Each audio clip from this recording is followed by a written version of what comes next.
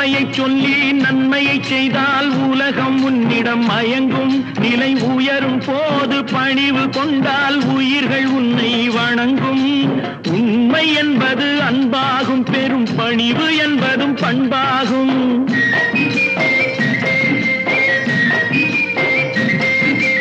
உண்மை என்பது அன்பாகும், பெரும் பணிவு என்பது பண்பாகும். இந்த 4 கட்டளை அறிந்த மனதில் எல்லா நன்மையும் உண்டாகும், எல்லா நன்மையும் உண்டாகும்.